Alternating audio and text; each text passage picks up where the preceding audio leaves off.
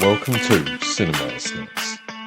Hello, everyone, and welcome to another episode of Cinema Snacks. I'm Jobe, and I'm joined by, Scott, hello. and also joined by. It's me, Dan, from the unemployment line temporarily. This is my full-time job till the 20th. Isn't it great that we live in such a modern era? Yeah. So, speaking of modern era, we'll be talking about Age of Ultron, Oh. and yes, and so first off, you guys got fun facts about the budget and the etceteras? I think we have between us, ain't we, Scott? Yes, I've got a few facts and figures for you. Go for it. Let's delve in with your facts and figures. Would anyone like to guess how much the budget was for this controversial Avengers film? So what was... Are we I would doing imagine just slightly... the film or everything marketing as well? I'm guessing mine would be just the film, I believe. If I hit you with mine, then you can tell me if you've got more for marketing. I've got £250 million or dollars. I would never have guessed that amount. See, I had that for budget for the film, but for overall, I had it at 495 million with advertising. Yes, I'd imagine it. Yeah, it probably was. Yeah. But thankfully, it made it comfortable, and I take it you've got this in front of you as well, Scott. Oh, actually, I've got gross worldwide. See, I'm on the fence. It says that it's now made over $1 billion, but what it actually grossed at the time, I'm not 100% sure. It was I remember this. It was 1.4 because everyone was complaining at the time that it made less than the original, and at the time that was why we were told Joss Whedon wasn't returning, and not the actual reason why he wasn't returning. Yeah, I mean, I do have faults on Joss Whedon not returning, not for the controversial stuff, but for his take on the Avengers. I do have faults on that. Yes. Can I jump in and ask then, right? How does everyone feel about this film? I like it well enough. Yeah. For me, I'm on the. It's not as bad as everyone thinks it is. Yeah, it's a solid film. You can sit and eat your popcorn to it. You're not really that bored. There's enough stuff in it to kind of keep your attention. The plot starts out well enough as a kind of an interesting idea. And once again, especially if you're not familiar with Ultron as a villain. Yeah. I remember watching this at the time and being really disappointed. However, having gone back and rewatched this now for what we're doing, I've got a completely different view on this film. I really enjoy it. See, Okay. I have a different view, but it's something I picked up rewatching as well because I liked it a lot more, and then I saw a glaring issue with it, which we'll get to. Why, is it like a plot hole for the film? No, it's just something I picked up, and it's tied around the plot, but it's not the plot. The Ultron plot is great, but it's what they're doing with the overall story. I was like, oh, I see why this slightly bugs me now. Okay. Yeah. You guys want me to delve into it? I mean, I was just gonna throw my bit in first. Yeah, go for it. Because I really, when I first started watching it, I don't know if I think I saw this. I don't think I saw this in the cinema. I think I did see it when it came out on physical media, and I do remember quite enjoying it. And then there was a lot of pushback, and I'm like, oh come on, quote unquote, it's not that bad. And I think that in hindsight, everyone's kind of realizing, yeah, okay. I think once again, because it didn't have the epic feel of the first film, which it never would, and it also suffers from the sequelitis, basically, in the fact that it wasn't as good as the first. People are always expecting it to be equal or better. And so, because it didn't reach the same height, it was considered really bad. When it, as I said, as we've all said, it's a serviceable film, but because it wasn't as good as the Avengers, it's kind of considered a failure. It kind of built a rod for its own back. I never really got the hate for this film. I've got to be honest. Like, I think there's a lot more character development in this. Obviously, being a Cap fan, I think there's a bit more to him in this film. I think the two new additions in terms of Wanda and Quicksilver were good, and I was actually really gutted with what happened to Quicksilver at the end because I thought actually they're quite interesting characters. Same. I never really got. I mean, I like Tony Stark's kind of arc in this film as well. I never really got the kind of hate for it that it receives. I can understand it's like you say about the epicness of the film, but I mean, yeah, I don't really understand why it's so low rated. I do think it's a good entry. I really do. Well, I'm quickly going to talk about some character intros because I'm going to drop my comic book facts in here, as you was mentioning on doing Quicksilver. So their first appearance in any comic is in X-Men 4, and they're part of the Brotherhood of Evil Mutants, and it's not implied till much later that they are actually Magneto's children. Vision first appears in Avengers 57, which is an absolutely brilliant cover if you want to Google it. So it's the Avengers 57.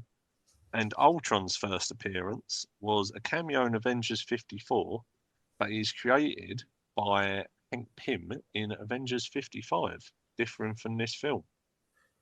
Oh, okay. See, that's interesting to me. Obviously, being just a film guy, that's interesting that Hank Pym had something to do with his creation. And I'm sorry, guys.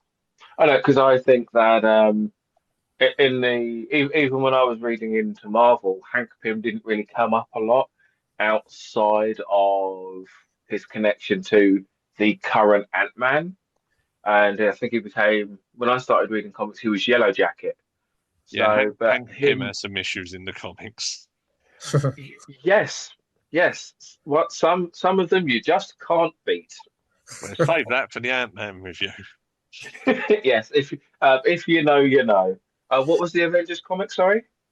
So Ultron first cameos in Avengers 54, and his first big appearance is in Avengers 55. Oh no, with Vision. Sorry, I want to have a look at the cover.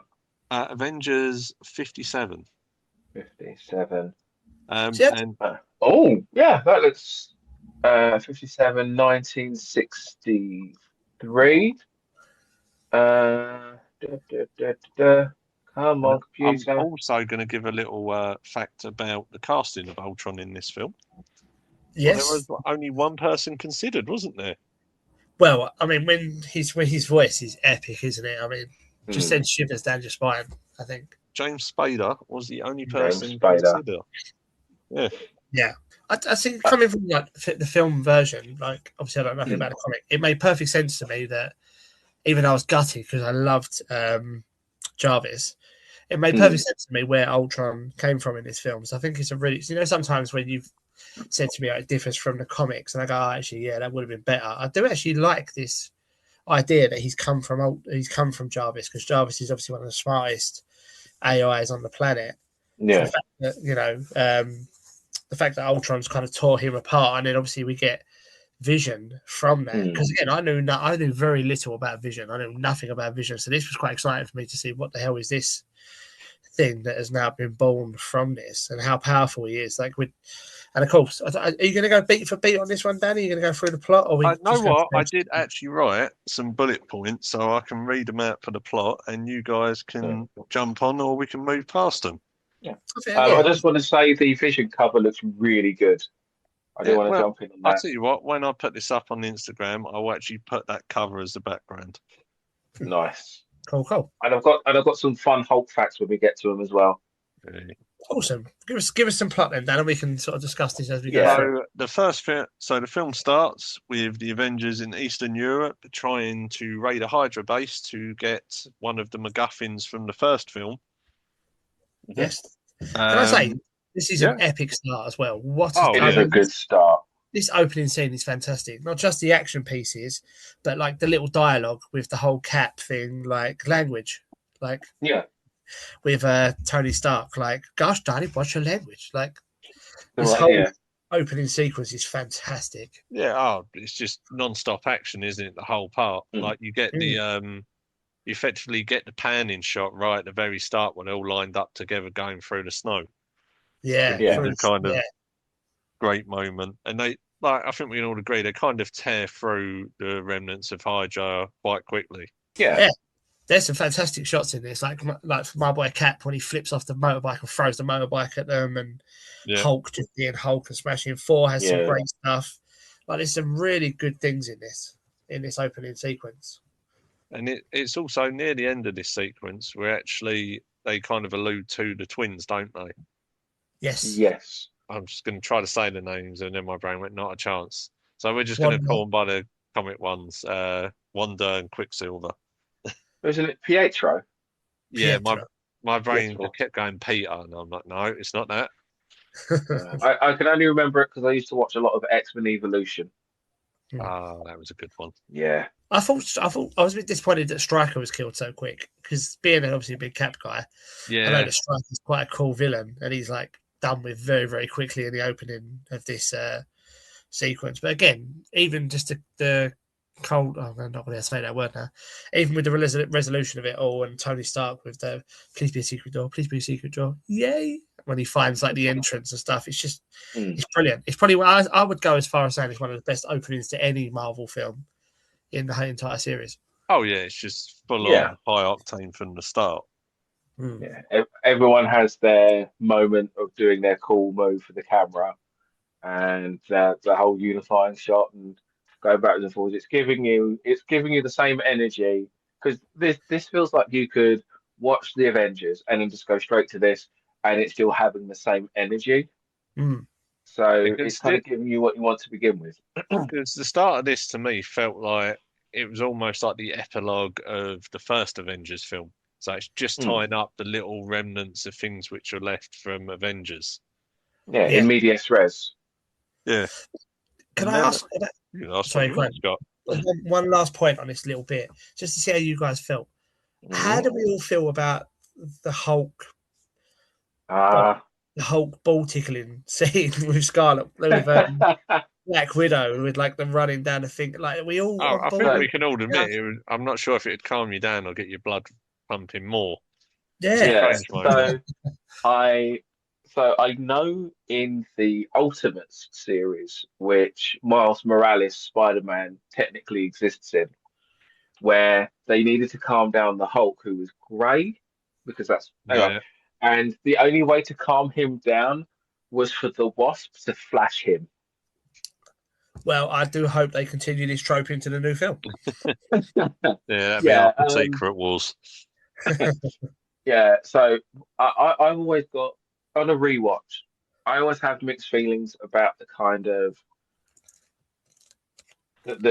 building relationship between Bruce and the Black Widow, because sometimes a romance in a film can feel kind of natural. Sometimes it can feel a bit forced. And this is one of those things where it's like, I don't know if it feels too well. We have to pair them up for this thing later, or would this be a thing where they both would kind of connect? Because she mentions like she's always hanging out with the jocks, and he's not a jock, so he's actually someone different to what she's used to being around, and so she's probably more attracted to him in that regard. But at the same time, it's like a false, I think in the Ultimates cartoon series, or at least the films, it was Captain America and Black Widow that got together. So I don't know. Does this feel forced to either of you? Yes, I'm going to jump straight in. Sorry, Dan. This is my big bugbear with this whole film, because again, like you said, we had Black Widow sort of flirting with Cap in Winter Soldier, and you kind of thought, okay, this kind of makes sense. I kind of get where they're out of nowhere now. She wants to play, as Tony Stark says, Hydra Zucchini with the Hulk, and it's just like, where has this come from? And now we're being forced to kind of believe that this romance has been building behind the scenes, and we haven't been privy to any of this. Like, it's just, I think, I don't know about the comics, but I just feel like it was a really weird choice to pair these two up, and then to not spoil stuff, but it goes nowhere. Like, it's just a pointless. I think they're good yin and yang, really, aren't they? Though. Yeah, that's the thing, because as I said, is it because they're so different? That's what she's attracted to him for. And whilst considering he's Bruce Banner, he will never want to be with someone because he doesn't feel like he can. And also that kind of helps the end part of the film as well, which is loosely based on the comics, but I said we'll get to that in a bit. Yeah. So I'm going to jump through what I'm going to call Act 1 for the next Yeah. bullet points of the plot, and we can latch on to one and decide what we want to discuss. So with Loki's scepter in hand, the Avengers now head back to New York to celebrate. As what is it? Thor says they're having revels. Revels. Yes. Revels. Which, if you're from England, is very anticlimactic. I just saw a really horrible mini chocolate thing that isn't Maltesers. Yeah. Look, only because you used to get the coffee one. I always got the coffee one. Oh, every time I got the coffee one. We then hear that Tony has been working on a project which is also triggered by what we see Wanda do to him to get in his mind, where he wants to put a suit of armor around the world, and he starts to drag Bruce Banner in, and this is the inception, because they still have the scepter for a little while, of how Vision is brought about. Yeah. And while they're running tests before they join the party, Ultron becomes sentient, and another big fighty ensues. But we are led to believe at the time that Jarvis is no more. Yeah. So one thing. So go on, go. No, after you, mate. After you. So one thing I love is how Ultron is made out of the old broken bits of Tony's ships. Oh, and also, just a quick thing, I also loved how similar in Iron Man 1, all these people in that country do not like America. Yep. I do like that because it's that whole, we're not just fighting the enemy, we're also trying to convince the people that we're fighting on their side rather than our own interests. Yeah. But going back to the thing, I loved how he looked when he's made out of all these broken pieces and he's trying to figure out his identity and who he is and what that means. I did love referencing Pinocchio. A lot of Pinocchio. There are no strings on me. That's great. Although the one throughout this film, I kept going backwards and forwards of whether I liked his character or not, because sometimes he'd be kind of pseudo, semi-wise, and it's kind of okay, cool. Okay, you're referencing Pinocchio again. Okay, I kind of get it. And then his like emotions used to kind of, his personality kind of swung around a bit to the point where it's kind of like, oh, I do. This isn't the sort of thing I'd imagine you would have said in this other scene or what have you. But his character did seem to kind of move around a bit. Yeah, I don't think he was like an Ultron where he was like not an Ultron, sorry, Thanos, where he was like, oh, like shit, he's actually right. I can understand where he's coming from. Yeah. I think Ultron had a point and then just kind of lost his point and decided that he just wanted to kill everybody. I mean, he takes the very finite solution. He's like, yeah, I'm going to run with that one. Yeah, I mean, at the same time, it's kind of how he plays this isn't a negative to the story, but it kind of plays like the old trope of if a robot wants to make world peace, the logical thing is to kill everyone and that will be peace, because whilst there are humans, there can never be peace. And that's kind of a very kind of classic sci-fi trope with AI, where they're like, well, you keep harming the Earth, so if I just get rid of you, the Earth will be fine. I feel like it's also quite a Donald Trump kind of political view as well. No, because this isn't self-serving. He's not doing it for himself. Yeah. But no, Asimov. That's it. Asimov. That's who I was trying to. It's very Asimov in its kind of story. Can we also talk about the scene before for my boy Cap? Does he lift the hammer or does he not? Because obviously he does. Yeah, the rumors are that he picks it up. He knows he can lift it, but he knows that it will kill Thor's ego, so he doesn't. He just goes, "No, I don't have to prove that." So here's the thing. I think he moved it like a millimeter. He moved it enough for it to be noticed. However, I don't think he did it I don't think he was able to pick it up any more than what he did. I think that was just with something like the hammer. Oh God, we're going down this road. Because of the hammer, it's going to be you can either lift it or you can't. Yeah. So Cap being able to scoot it means he's got the potential soon, but not right now. Meanwhile, because if Cap could lift it, he would have lifted it properly, not knowing he'd be able to. Yeah, I see what you're saying, because he would have put his strength into it to lift it. Not, Yeah, yeah, I get what you're saying, but I don't know, yeah. part of me likes to believe that he didn't do it to make, because he didn't want to like embarrass Thor. Hmm.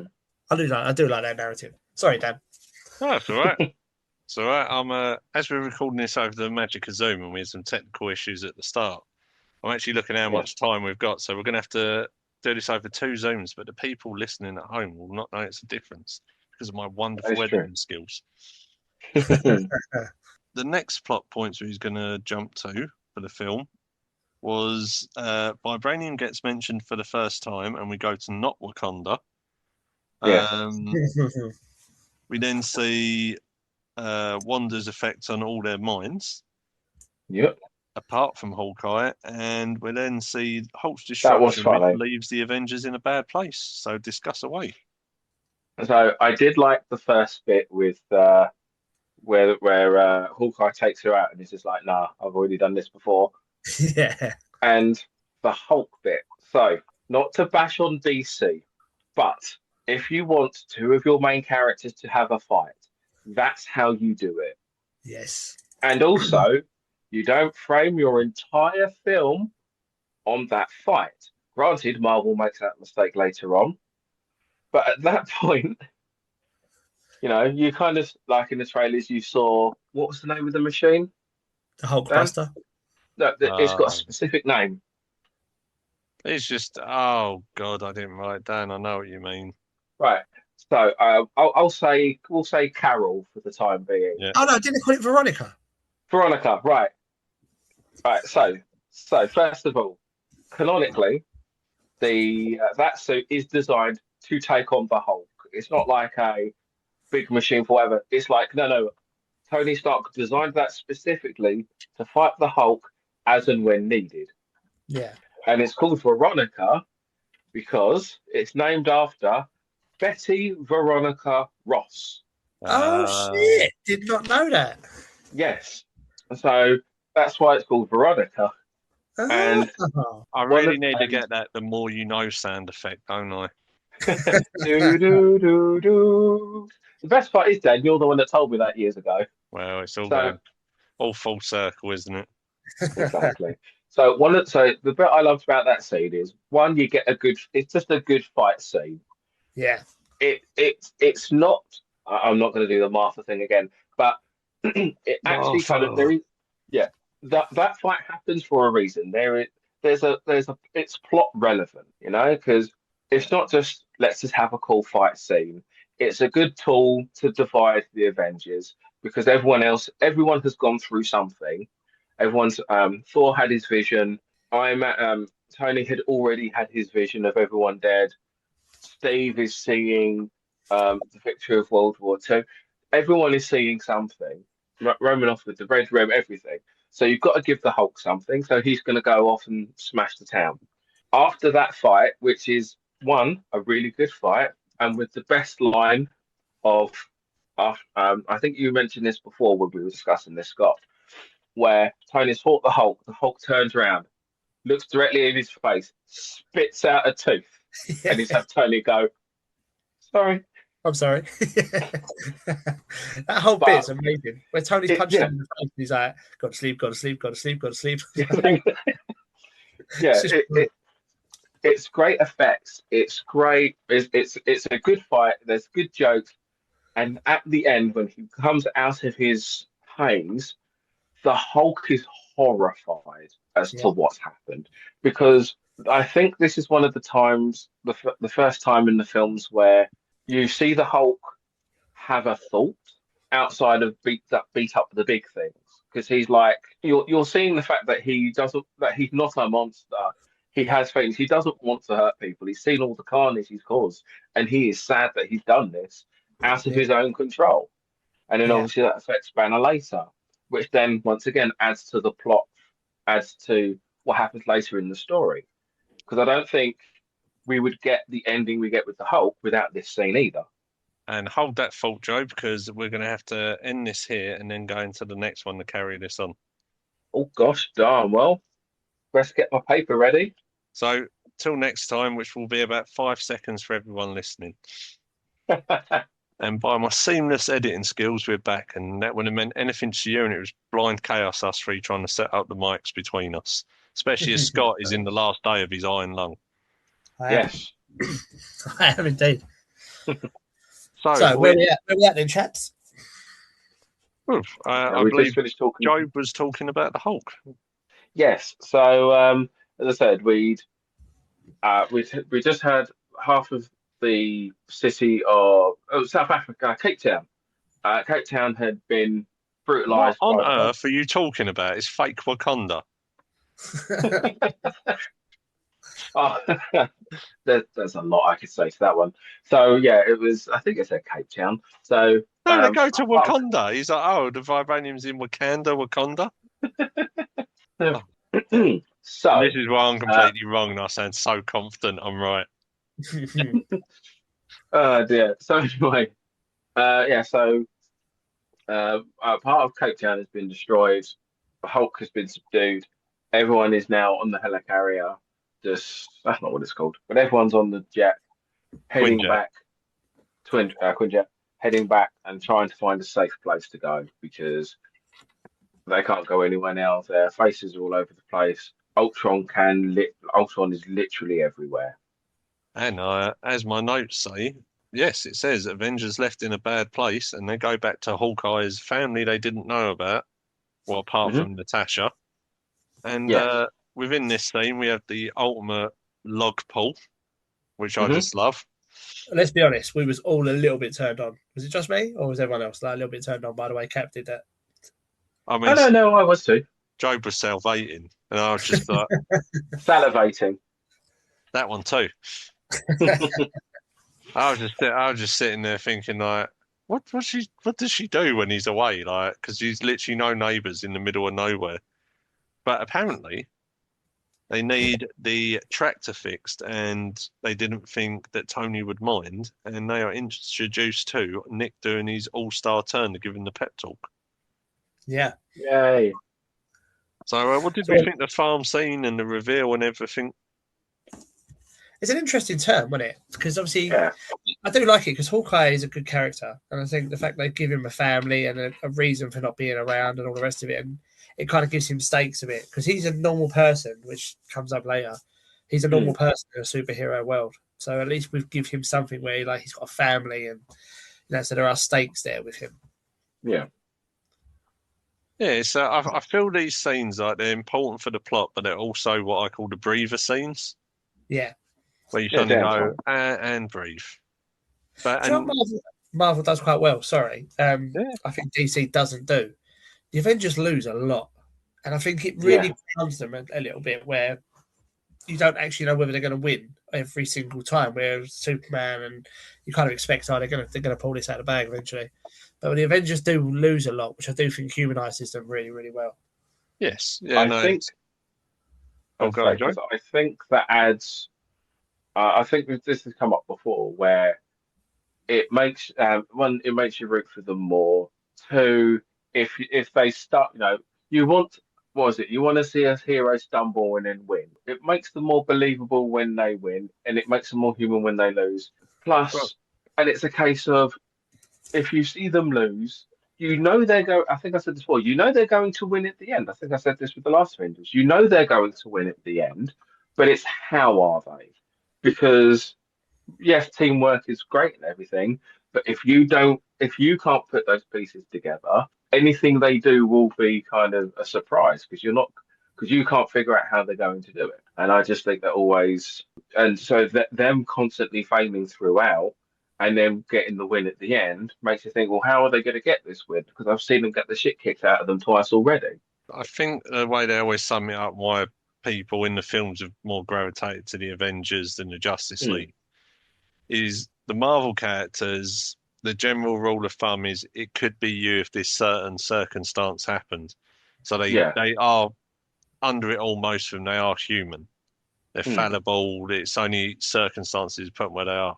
Where DC is always gods, with the exception of Batman, who's like the peak of human perfection. So So he's. I mean, he's a. it's easier to relate to the Marvel characters than it is to the Justice League because there's things in them like they have family issues, they get hurt like the rest of us. Where if like Superman gets hurt, he brushes it off. There you go. There's me taking off my fake glasses, giving my little comic book comparison. I found this scene it's quite an important one because it takes a breath and he bucks up the team. But this is also where I realised something about this film for me personally. Mhm. The reason I didn't like this film so much on second viewing is it spends about 40 minutes being its own film. The first 20 minutes is the epilogue to phase one. And then the last part of the film, for large parts, ends up as kind of the prologue to phase three because there's Thor gets his vision, he sees the Infinity Stones. Even at the end of the film, when we get it, it's alluded to they don't know what's coming. So this film spends very little time being its own film and spends the majority of its time closing up one film and setting up the next one.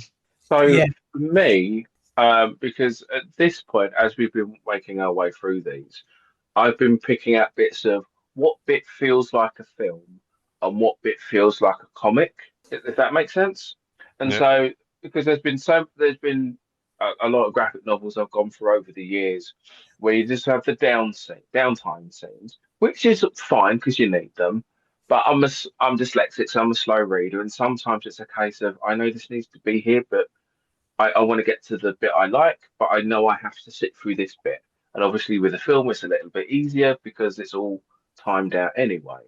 And so, this is one of the films where I sat down and felt like this feels more like a comic than a film because you have to have these bits in to kind of fill that space, if that makes sense.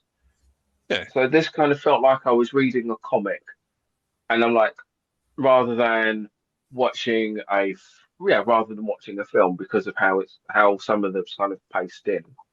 And as I said, these need to be there for pacing and for the downtime scenes to humanize, but at the same time, it's like, I mean, if I would be peeking the next couple of pages to see how many more I've got before I've got to the interesting bits again. And now we venture into the fun part because I'm going to jump us straight to the climax. Sorry, did you have anything else to add, Scott? I don't want to feel like I'm railroading people. No, I can't agree with that. I can't agree with what Joe just said. I was just going to say the thing I liked about was the reveal of Vision. Was that the bit we're getting? Yeah, to, or that's was the it after part. that? So I was just going to do the next points, but there's a big one next to that. So Oh, okay. Then you go with it, and then I'll jump we in then have after. the big battle of Soul where they're trying to stop Ultron getting the body, and they do it, Yep. but at the cost of losing Natasha. And a lot of this was shot with a stunt double because when this was near the end of the shoot, and Scarlett Johansson, I think, was 5 months pregnant. She very selfishly got herself pregnant. And they said the stunt double on the bike was so good that Chris Evans was talking to her, not realizing it wasn't her because she was turned away because they've known each other for years. I like that. We then had Vision is born. Mhm. Vision reveals his ultimate plan. Yep. We see the end of Petro. We have the last big fight, and the part I know we all want to talk about at the end is Vision and Ultron's talk. But so in the third act, we're introduced to Vision, and what a great opening it is. I think we can all agree after the big chase of Soul. I like the fact that you don't know. They've all got their ideas. It's sort of like with Tony. It's like, look, we've already done this. Why do you think doing it more will make it better? Because we did at first watch, you don't know that's going to be Vision. I mean, the non deep lore comic fans won't know that's Vision. So they're like, well, should this happen? I don't know. And then the store just comes in, goes, sod it, I'm doing it. Here we go, it's done. And okay, then I'm guessing it's supposed to happen then. And then just the kind of it's Paul Bettany's eeriness. speech as Vision, isn't it? And the whole setup to that ultimate moment where he's like, I don't think it's as simple as you make it out. And he's like, but I want humanity to survive, something to that effect. And they're all unsure. and then he just turns to Thor. And do you want to reveal the moment, Scott? I feel He you're owed just- this one. Where he just hands him the hammer. Yeah. Yeah, it's brilliant. Because obviously, again, not being a comic book guy, I watched this and I was like, "Whoa, he's super Vision." Because he's super Jarvis. I didn't know anything about what Vision was, so I just imagined this was going to be like Jarvis 2.0. And I can't remember who I was with actually. I remember turning to him and going, "Oh, that's interesting. They made Jarvis a superhero." I never knew anything about Vision, so this whole turn of events was fascinating for me. And like you say, how intelligent Vision is, and the way he talks about the situation, he just sort of doesn't play either side. He's straight down the middle of it. Like, I could destroy humanity, but I don't really want to. That's not really what I'm looking to do. And he said, I don't really want to kill Ultron either. He's just confused. And it's just, it's again, such a brilliantly written scene. I love that scene, and I love what it rolls into. And it is one of my favourite dumb things of this whole film. So after the team is assured and they're waiting for a signal, any to figure out Ultron's next plan, we see Natasha's been captured. She's come round, and Ultron is speaking to her, and as he's speaking to her, the most over-the-top way to show he is leveled up. Love it.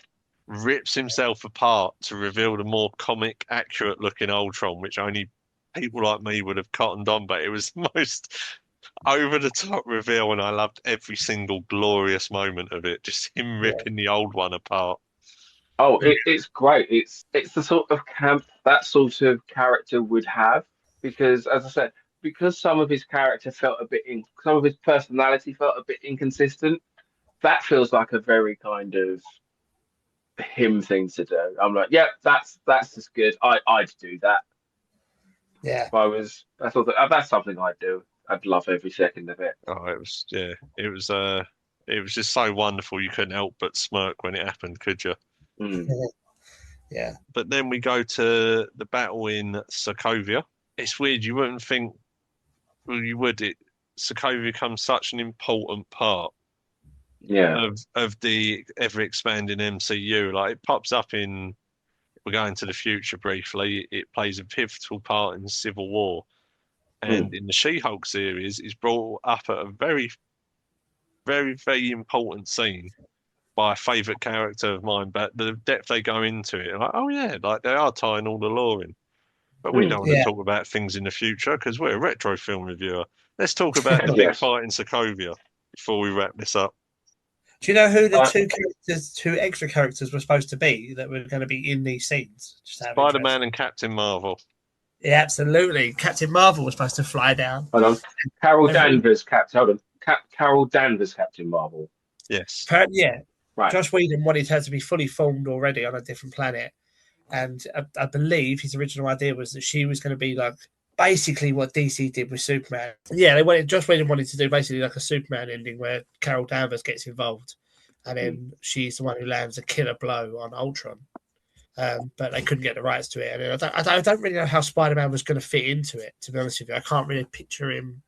Well, in the files, he asked originally for him, and in the background, they were negotiating to get, Sony had asked about including Spider-Man, but Andrew's Spider-Man into the MCU, because there was very nearly a scene shot in Amazing Spider-Man 2, which you was going to see Stark Tower in the background.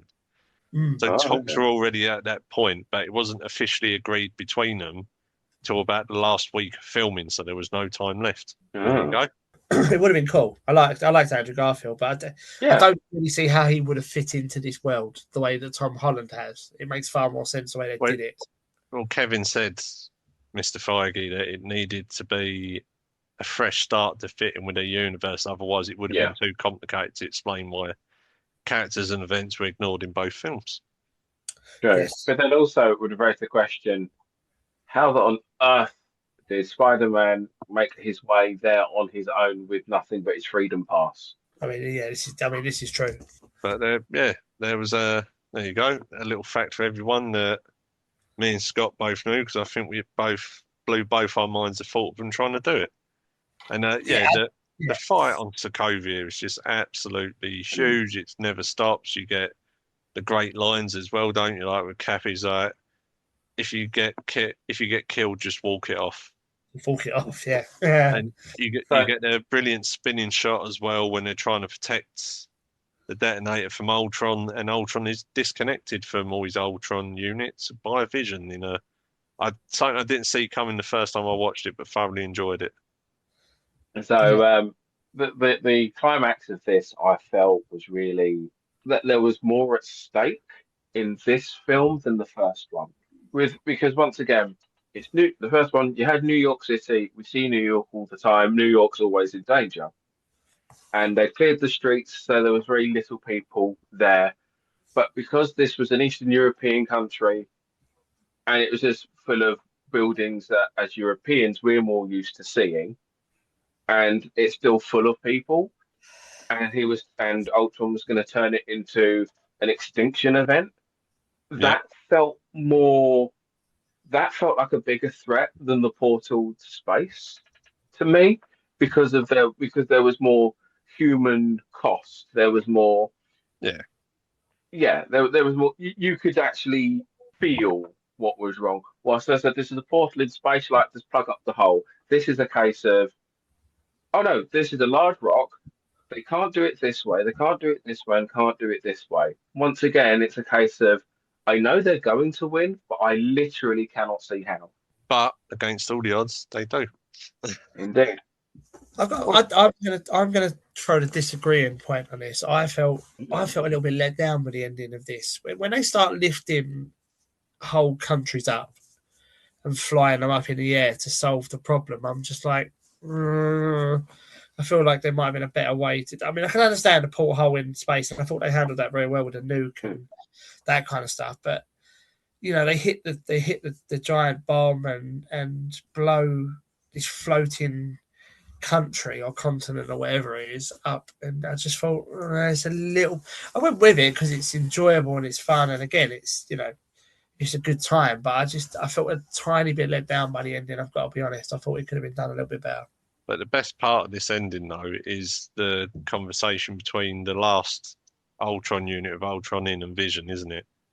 Two people who are so detached from what's happening, discussing humanity, who aren't actually human. Yeah. It goes back and forth. I wish I would have written it down, but you have to watch it yourself because I can't do it justice of James Spader and Paul Bettany. Unless you want to hear a weird Essex Cockney hybrid, and that'll be on our Patreon if we ever do it.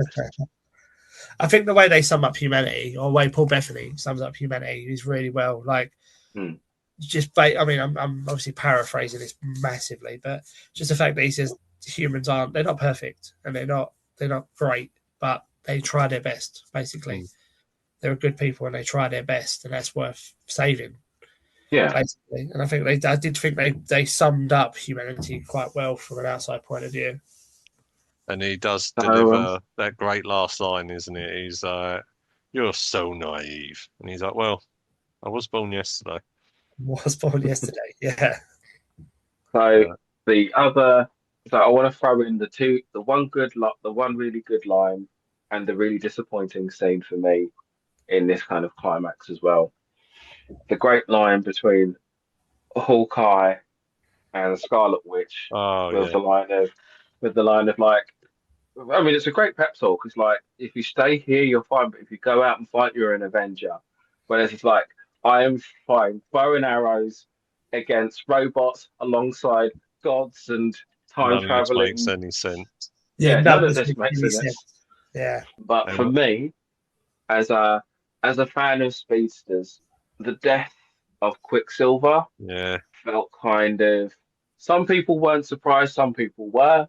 I've heard discourse on both sides, but I was surprised it happened. I was disappointed, and I felt it was quite pointless because I'm like, this would be fun to watch. We don't get any speedsters. I think this was before the Flash TV series, and I'd been promised a Flash movie for like 5 years before that, and I've still not got a decent one. But and didn't your wait pay off for the eventual Flash movie? But that's another podcast. there was what Flash movie? I don't know what you're talking about. There was no Flash film. 4-part episode, that one. If we discuss that film, I can't wait. That is not even in my. That is not in my bin bag. That's literally in the garbage. That is in the trash. Well, But talk yeah, about Joe's bin bag of film, no. no. But the other thing I wanted to add is the fact that obviously afterwards the discourse as to why that happened, the behind the scenes why. Oh, If yeah, go on. Yeah.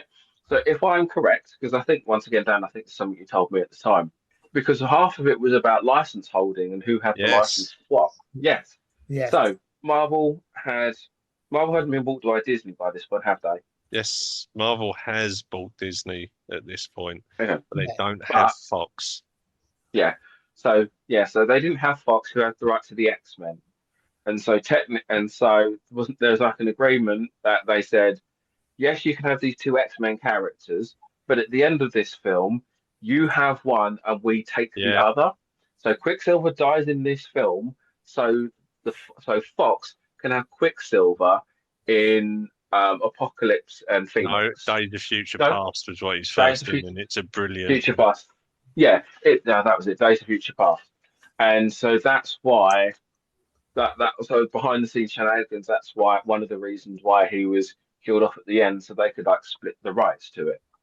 But also, you hit on a point earlier as well. He's never called Quicksilver in this film. He's called No, Pietro because obviously No, they didn't want to call him Quicksilver and Scarlet Witch at this point because then you bring up the whole Magneto issue yeah, of well, who their parents? I know they was technically yeah, made in the lab by Stryker, blah blah blah, in this version, blah blah blah. But she started calling him Quicksilver, then you've got to explain it all. So they just mm. called him Pietro. but then once again in a future thing. At the end of a TV series, they go, "You are the Scarlet Witch," and I'm sitting there like, "Yeah, I know. I've known she's the Scarlet Witch since Age of Ultron. Why is this the revelation now?" but That, before we that, get too far into the future, we need to yeah. score the one from the end of Phase 2 because Ant-Man is Mm. next. So, what did we give Yeah. this out of 10? Ooh. I would, yeah. So once again, I'd give this a solid. I'd give this a solid 7 because there are enough scenes to make it watchable. There's still stuff about it that aren't great, but this is more of a I'm bored. I want to fill the time rather than I'm in the mood. This is a I want to fill time. This not a boy. I want to watch a good film. This is a you know what? I've got a couple of hours. I'll watch Age of Ultron. So I've got all these fun little bits. I've got the Hulk fight. I've got the scene with Quicksilver trying to grab Thor's hammer whilst it's being thrown. That's quite fun. There's enough bits in it to make it a good popcorn film, but it's not necessarily a mandatory watch for me. I could watch this again, but it won't be. I probably won't rewatch this for a while. What about you, Scott? What do you give it out of 10? Yeah, I think I agree with Joe. I think 7 is a fair point. I think it's a good film. Like Joe says, I don't think it's an amazing film. I think there's some really good scenes in it, and I do think there's some good story points. And this is obviously the last time we get the Josh Whedon kind of version of the Avengers. I think going forward, obviously, it's a very different version where the Russo brothers take over. Yeah, I think 7's fair. I think they had. I think Josh Whedon had quite a bit to do in this film, and I think he hit all the beats really, really well. Yeah, I don't. It's a hard one, isn't it? This one's really hard to sum up. But yeah, no, I think 7's a fair score. Well, it's 7s across the board. Ooh. 7 for me as well. As we wrap up this is the last of Scott and his Iron Lung series. Hooray! We are returning it after this, and I'm sure no hijinks will occur where Scott's not in the next episode and accidentally gets shipped off with it. Right. Well, any final thoughts before I wrap it up, guys? Personally, I still feel like as we've kind of made our way through these films, I don't think any of this has been a waste of time. For people who want to rewatch these films, as I said, it's peaks and valleys. But overall, as like as the phases have gone, I think these phases are still worth rewatching. Oh, Personally, 100%. Yeah, no, definitely. Definitely. Well, on that note, he's been Joe. He's been yes. Scott. I was going to say, don't forget to catch us on our social medias at Cinema Snacks Pod on Instagram and at cinema.snacks.pod on TikTok, where we post the odd bit video clip here and there of reviews of short form videos, experimental films, and the odd silent film. I will be posting one up soon. And also, if you are a fan of Daredevil Reborn, Daredevil Reborn, Daredevil Born Again. Born Again, thank you. Daredevil Born Again. Dan has been going through each episode as they've been coming out, and I've personally been enjoying them, and I think Dan should be promoting them more. It's a nice little fun extra for those who are Daredevil fans Yeah, it's the and a fan of cinema the snack TV series. edition. Yes, the one snack, the ginger biscuits. Yes, the hobnobs. As we close this episode, we have Jobe, our Tony Stark of the team, Scott, our Captain America, and me, the Hawkeye of the team. Until next time, we shall catch you all later. See you later. Yeah, bye. Bye.